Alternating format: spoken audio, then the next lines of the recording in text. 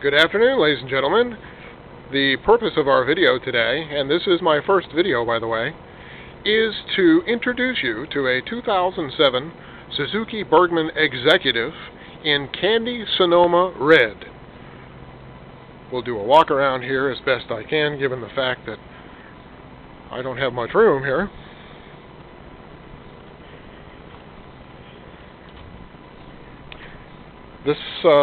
This Suzuki scooter has actually been out now for, I think, about 5 years. And again, this is the 07 model. The 08s are just now hitting the dealership floors.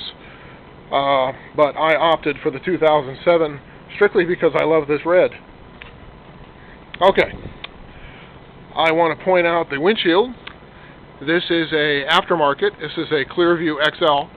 I had it slightly tinted, and I had a vent installed in the center. As you can see, I'll show you how that operates. You can adjust the amount of airflow that comes through the vent, or completely close it off, or whatever suits you. The reason I changed this is I found the stock shield to be about 1.5 inches too short, and it would cause some helmet buffeting at my forehead level, and this cured it altogether. But anyway, back to the Burgman. We're running on 14-inch tires, dual front discs.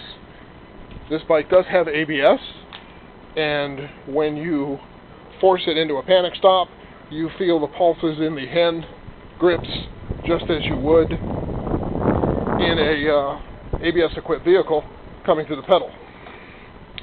Single disc in the rear. Again, 14-inch in the back as well. These are Dunlop tires. As far as I can tell now, I've got almost 900 miles on the bike. They seem to be excellent. Okay. I think the best thing to do would be to go over the controls. Let's turn on our key. We have, here, let me get on the bike. This might be a little easier. Now we'll do it from here. In any case, where this would be a clutch on your normal bike, in this case, it is the front brake. It's a wonderful thing. This little yellow lever here is a pass button, which actually flashes your headlights. And of course we can't see that because it's daytime. But anyway, it's designed for passing cars on autobahns and things like that, which we don't have here. Blue button retracts the mirrors. They fold in for tight parking. It works really good in the garage. The thumb lever here is low beam, high beam. We have a power button. The power button, this being an automatic bike, actually drops it down a gear or two. So if you find yourself in a situation where you need it right now, punch that button, the transmission will manually drop, and off you go. The yellow button here switches between automatic shift mode and manual shift mode. Manual shift mode is controlled by these up and down orange buttons. The problem is that, you cannot shift this bike manually anywhere near as good as the computer can shift it itself. So I just leave it alone. Turn signal switch here. Unfortunately, they are not self-canceling. You have to remember to turn them off, but unfortunately a lot of bikes are like that. Horn button on the bottom. Okay, that being done, we'll walk to the other side. That was my truck that you saw. Okay, this side, minimal controls. This is basically engine kill. Hazards, four-way flashers. This actually adjusts the windshield up and down. And that's a feature that is exclusive to the executive model. I get about 3.5 inches of travel on this windshield. So I actually run it pretty close to the middle. And on those nights when bugs are bad or it's raining, you can run it all the way up and then look through the shield. Left here is your starter switch. And here we go. We're back to the key. Let me get back to the left side of the bike. Okay, let's talk about the key. Suzuki made an interesting innovation. On the back side of the key is a magnetic latch that throws a metal disc over the cylinder, such that you cannot jimmy the lock. So it's an additional anti-theft device. The key has a number of positions, but the important ones, if you push in and turn, it pops the trunk. Yes, ladies and gentlemen, there is a trunk, and a very spacious one as well. In our trunk today, we have riding gloves, bungee cords, etc. Oh, look, there's a helmet in the back. There's all kinds of room in here. We'll hold 2 helmets easily. And snap shut. That's basically it for the key, other than on. And with this bike, you must hold one of the brake levers in to get it to start. And there we go. We have a Burgman purring. Let's see, gas bill is on the back. It's got a locking cap as well with, of course, the very same key. So let's turn this off. In the front we have a glove box. This is where I keep my sunglasses. The other side, in this case, I think is empty. It is. Keys, whatever. It has a locking glove box down below with a power adapter, and I keep my cell phone in here when I'm on the road, and it just keeps it charged up. Center stand, side stand.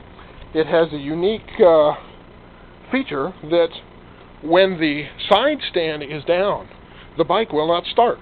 I think they see that as a safety feature. I thought it would have been smarter to make it such that the transmission wouldn't engage when the side stand was down, but okay. Anyway, this is fully automatic, 6 gears including overdrive. It, as I said earlier, is so smooth you can't even feel it shift. It is, the power is transferred to the rear wheel through a gear system. On the smaller Burgmans, it's a belt drive, but this one uses gears. Very smooth, very quiet. It's amazing. We've got coilover shocks in the back, standard tubes in the front, somewhere under the Tupperware here. And this is water cooled, so there's a radiator back in there, and I have never seen the dash go over 3 bars. Let's see if we can get some pictures of the actual dash panel. I don't know how well this is going to turn out. Aha! And there we go on start. We'll light this off. And there we go. I've got a gas gauge, temperature,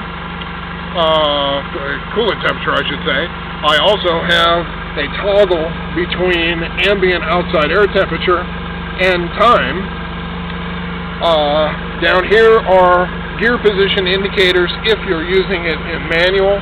If you use it in automatic, all you ever see is this very nice green D. Works perfectly.